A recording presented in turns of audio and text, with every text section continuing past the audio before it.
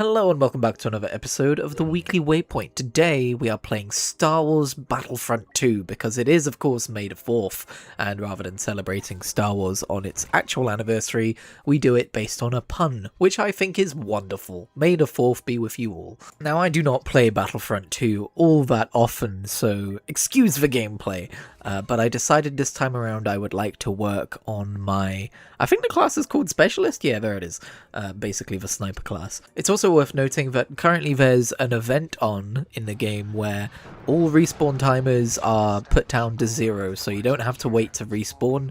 You can respawn as quickly as you can select your class and spawning site, so there's that. I thought this would drastically change the feel of the game, and maybe it does to people who play this for hundreds and hundreds of hours, but for me, I gotta say, not so much. If anything, I think it just made it a little bit more difficult to defend, because, you know, when you're defending and you take out 3 members of a squad, within a few seconds they're all back up again, and it's like, shit. But yeah, it's nice that they still decide to shake things up in this game every now and again, considering how old it is now.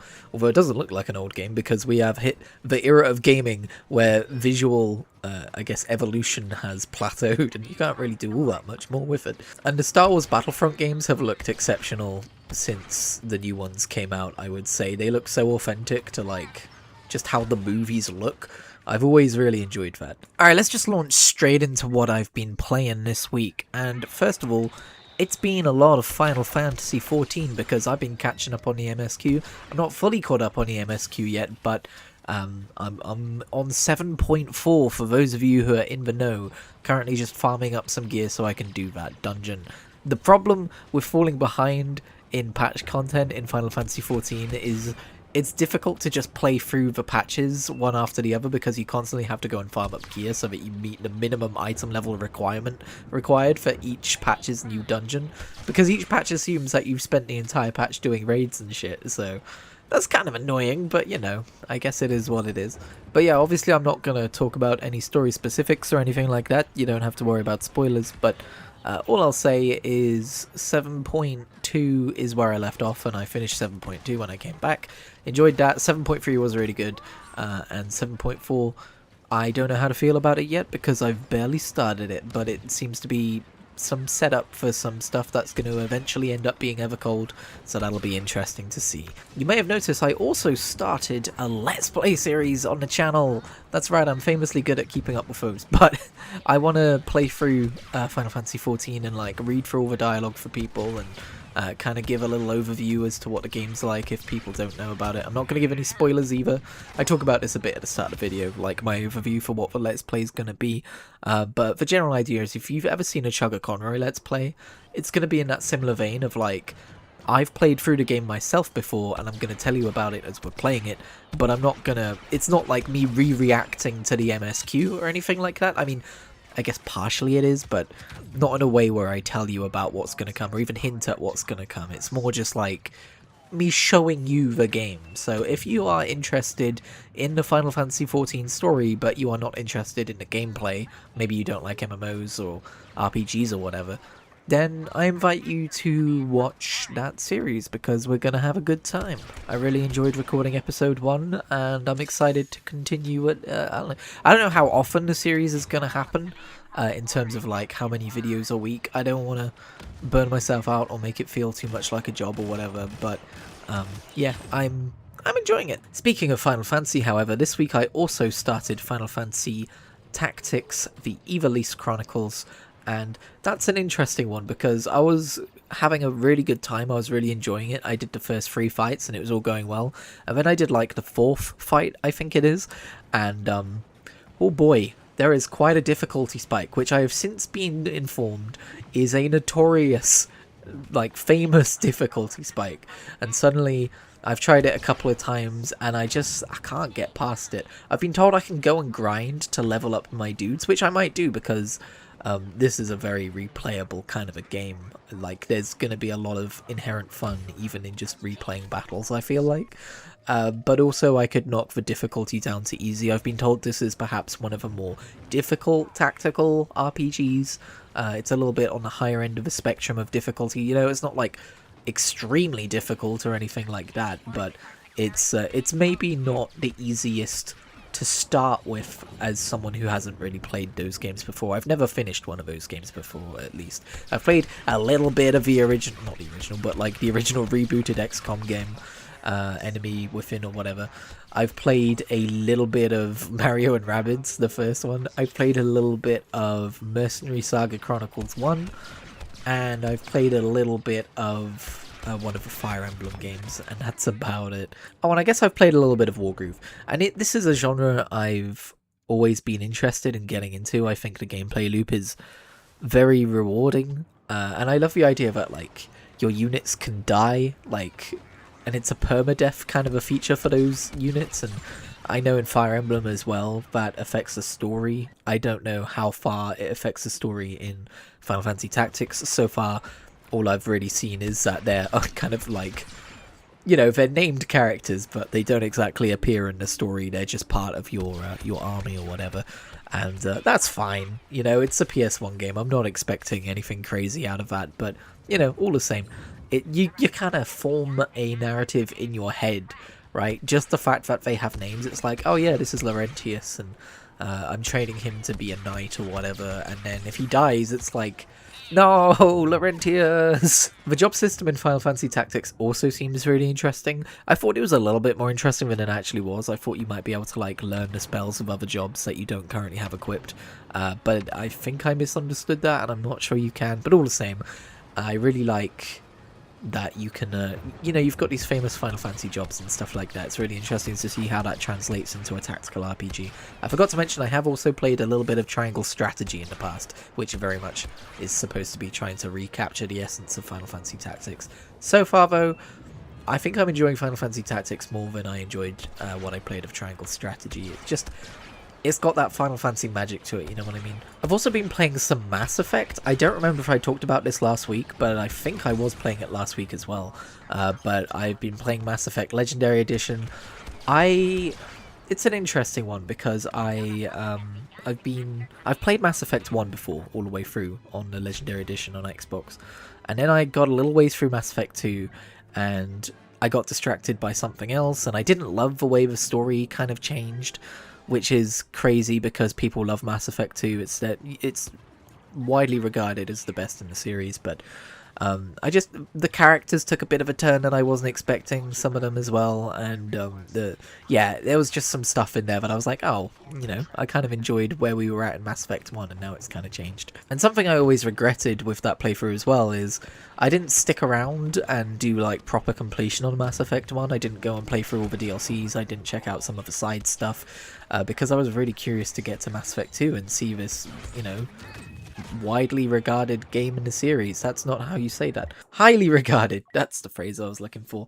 But now it's been so long since I played that save file that I've forgotten so much that I'm just starting over, basically. So yeah, I'm playing Mass Effect 1 again and having a really good time with it. I haven't actually got that far through it yet. I've done Eden Prime and I've done the Citadel. I say done.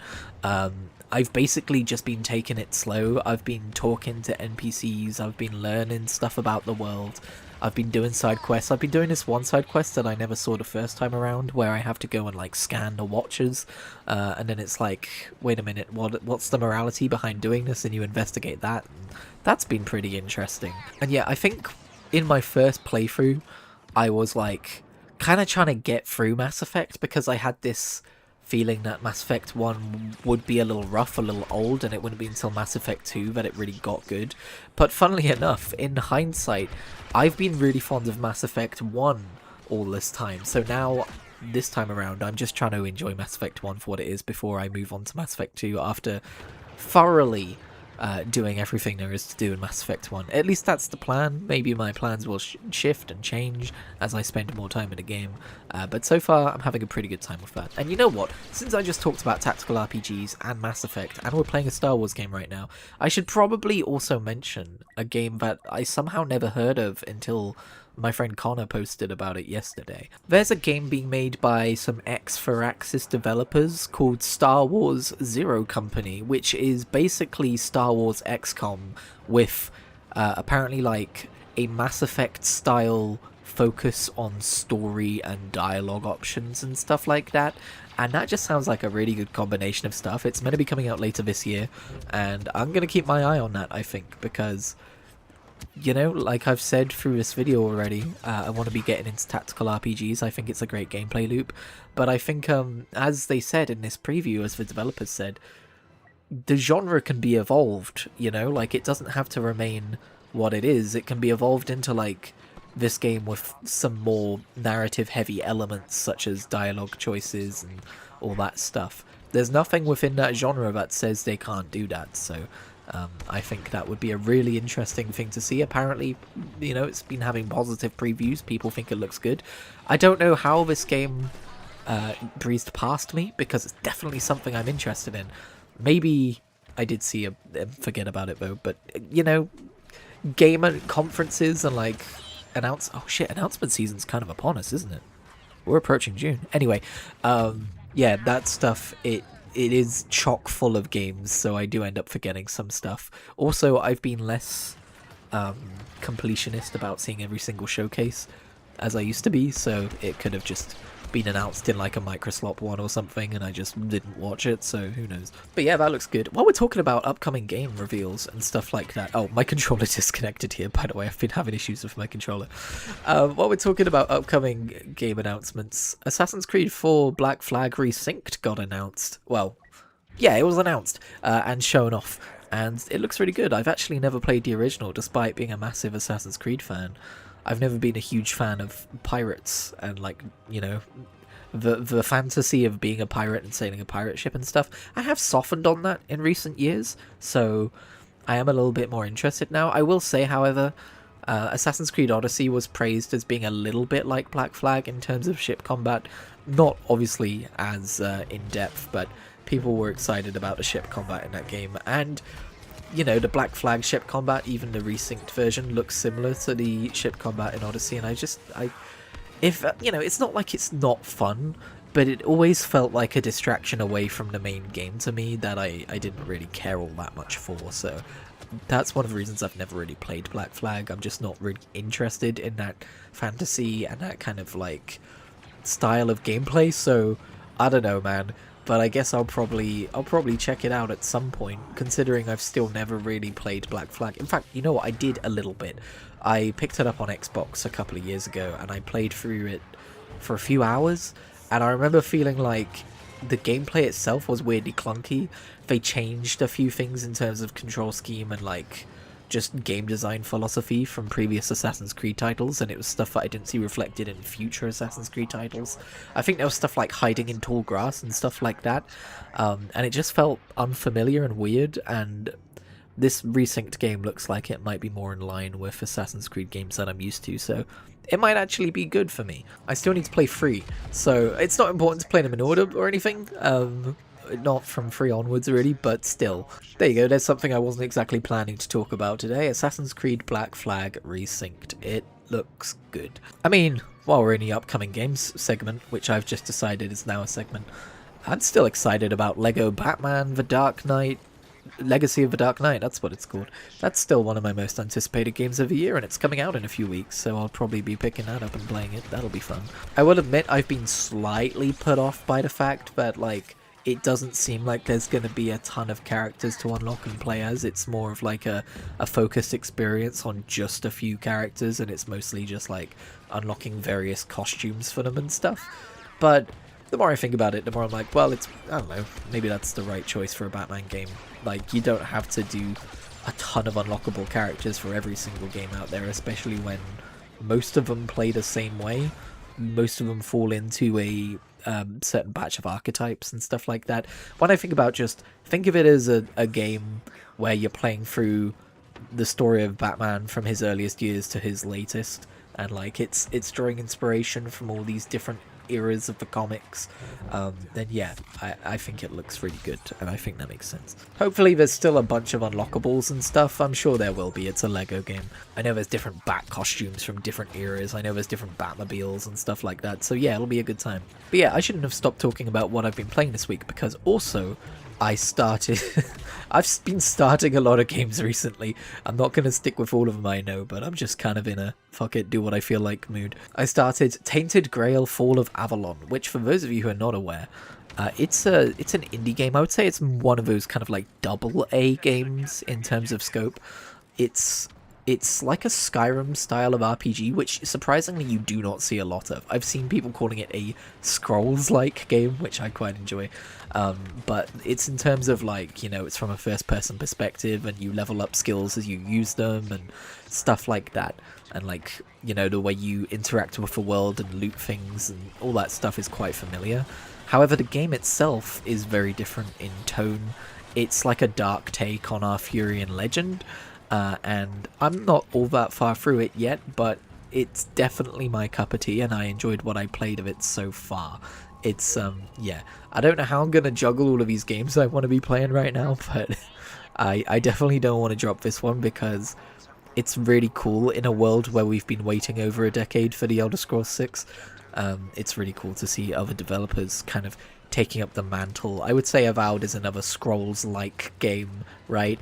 I want to see more development studios do this kind of thing. That would be great. I think it's a surprisingly underserved subgenre of RPG.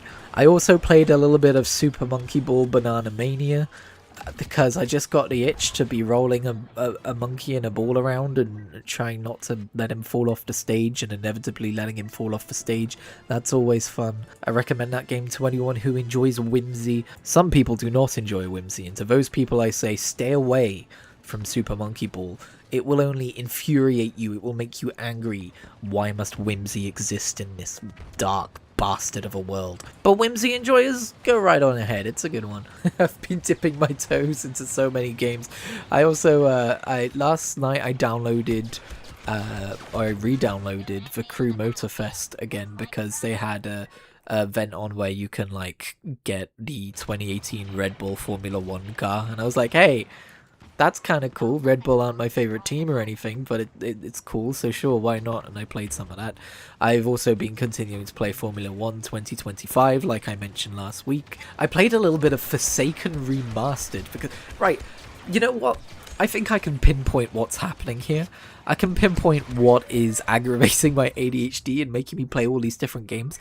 I've been getting super into Guess the Game, which if you're not aware it's a free thing. It's on the website guessthe.game, where you go and I've done a video on the channel before, but basically you get 6 chances to guess what the game is based on screenshots. The first screenshots are very obscure and zoomed in, and as you go through they're more guessable. That's the general idea anyway.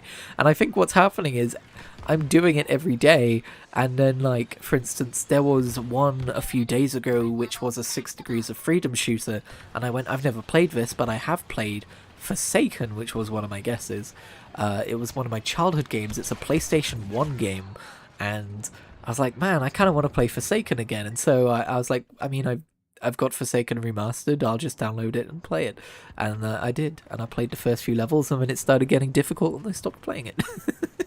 But I've actually got a really old video on the channel of me, I mean, it's a Let's Play style video. I think, oh man, was it Retro Mode or something? There was going to be a series where I went and checked out some of my childhood games in kind of long-form content style. I should do that again, I should bring that back. Actually, that's a perfect jumping off point to talk about something I did this week, which, as a viewer of this channel, you might not like. This might not be good news for you, I'm sorry, but I should probably tell you about it anyway.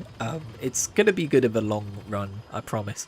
But yesterday I deleted over 100 gigabytes of footage because the way I approach video making isn't sustainable, really. It leads to burnout, and it leads to, you know, I have so much footage and not enough footage to make into videos, or not enough motivation to make videos out of games when I fall off of playing them.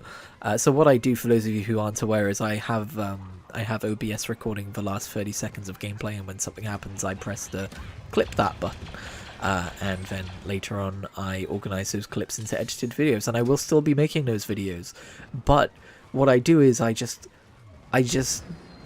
always do it.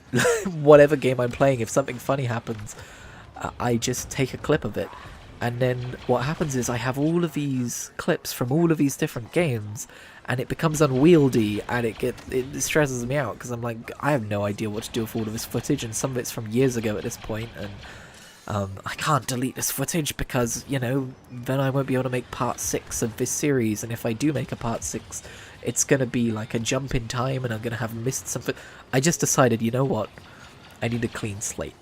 I need to wipe the slate clean, and if I'm gonna make an edited gameplay video, I need to go in to the game with the intention of making a video instead of just passively recording every game I play and being like, that could be a video one day, because it's just not sustainable. It's not a good way to make videos. So hopefully you understand. I've already kind of been like soft launching this without realizing it. When I mentioned, like, in Final Fantasy XIV, I decided I was going to stop making videos of, like, reactions of my MSQ and stuff like that, because very much the same issue.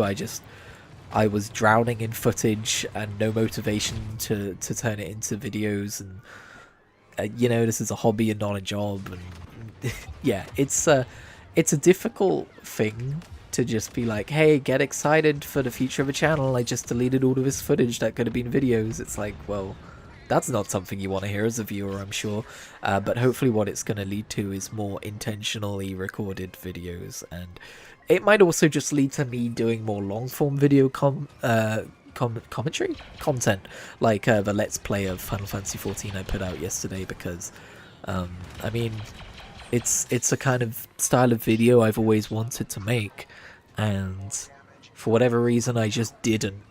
I just never did when I finally gained the capability of doing so many years ago. I was just focused on other types of videos, so yeah, I don't know. I'm just trying to be a little bit more dynamic in my approach to the channel, I guess. Does that make sense? The main thing for me is it is a weight off my chest. All of that footage now long gone and unable to be used for anything. I no longer feel like, oh man, like I can't bring myself to edit this, and you know, editing does feel like a chore a lot of the time. Not all of the time, but a lot of the time. You know, it's weird balancing it. I did used to love editing, so I'm definitely burned out on that, but long form content requires a little bit less editing, so there's that.